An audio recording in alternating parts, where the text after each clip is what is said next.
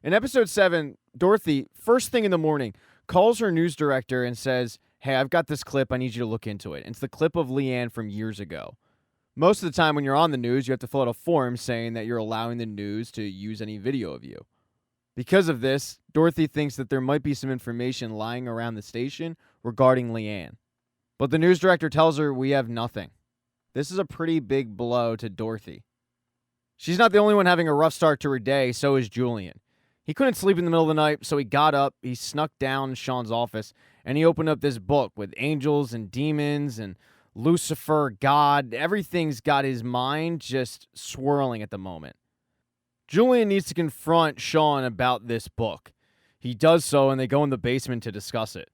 After doing some research, Sean thinks that this is what's called the Faustian bargain. When she's angry, things go bad. When she's happy, things go well. And all of this remains intact if they stay loyal to her. Sean knows that it sounds crazy, but it was also crazy when a doll turned into his son. He starts pointing out that what if that headstone that Julian found of Leanne, what if it wasn't fake? What if it was real? What if Leanne actually died and she came back as something? The cult believes that they're servants of God. What if Leanne was one of those servants, but when she left, she became the, quote, fallen angel? As the two are talking about this, though, Julian starts hacking up a lung, as if he can barely breathe. Julian cannot get a word out. And now he's questioning if Leanne did this to him. As they're writing down possible solutions for the Leanne problem, Roscoe pops out of nowhere. He tells both of them that there's someone there to see them, and it's Uncle George. They go meet in Bev and Bobby's old small apartment. And they're pretty surprised because Uncle George looks like he's had a complete makeover. He no longer looks dirty, he actually looks normal. He tells both of them, "It's time I told you the truth." He tells them that he's recently left the church and he's here to right some wrongs. One of those wrongs is Leanne. Everything going on, it's all a scam. He explains that Leanne's family died in a fire, but Leanne had blamed herself for this. Because she blamed herself, she was a perfect candidate to joining the Church of the Lesser Saints. So they recruited her, telling her that she had actually died in that fire and she was reborn to be a servant of God. What they didn't factor in for was just what a nut job Leanne is. It's been a snowball effect where now Leanne believes she's actually special, like she's something else. In reality, she's nothing special because the beliefs of the church have always been an illusion. What Leanne is deranged, delusional, but also very ordinary. Sean cannot believe this. He says, "I've seen too much." And George points out some of the more recent things, like what happened with Bev. That was because of a snake bite from the petting zoo. As for the loss of taste back in the day, that could be because she was putting something in his food. Sean brings up splinters, but George says, "Oh yeah, she would do that to punish us as well. She would hide him in our bed." But then there's the big one, Jericho. George gets up and shows them where she got Jericho from. The house that they're in is very old, and there's actually an alleyway that used to be for sick people. It's pretty much hidden. You'd have to look for it to really see it. Hell, Sean didn't even know about it, and that's where they would bring Jericho in. Jericho is the baby of a drug addict that Leanne found passed out in the street dead. Leanne took the baby and used it as Jericho. When she needed to hide Jericho, she would put it in that apartment, tucked away in the tunnel. Then she would bring him back out when need be. So then it begs the question, why them? And George tells them that she's been obsessed with Dorothy. Dorothy interviewed her when she was a young girl at a pageant, and she's just followed her around ever since.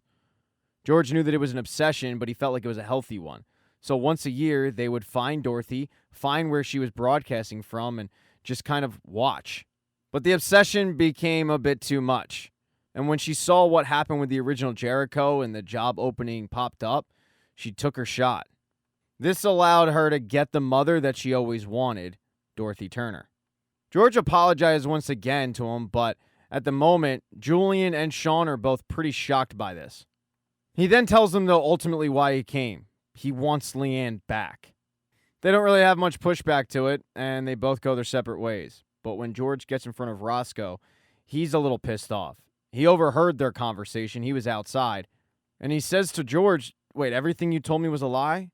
I mean, I left my family for your faith." And George tells him, "You played your role. I believe it's time we return your family. The story here isn't nearly over." While Sean and Julian were downstairs talking to Uncle George, Dorothy was upstairs, trying to dig into more information about finding out who Leanne is, although she pretty much comes up empty. There's no new information. Everything she finds is much of the same. That night, though, everybody has dinner and no one brings up what they did during the day.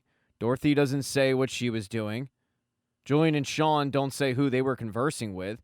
It's actually like they're back to being a normal family. Dorothy's in such a good mood, she actually cooks. But this nice dinner gets hostile quickly when Sean says, I think I'm going to cancel my contract with the TV show. And Leanne says, you can't do that. And Julian, of all people, snaps and says, he can do whatever he wants.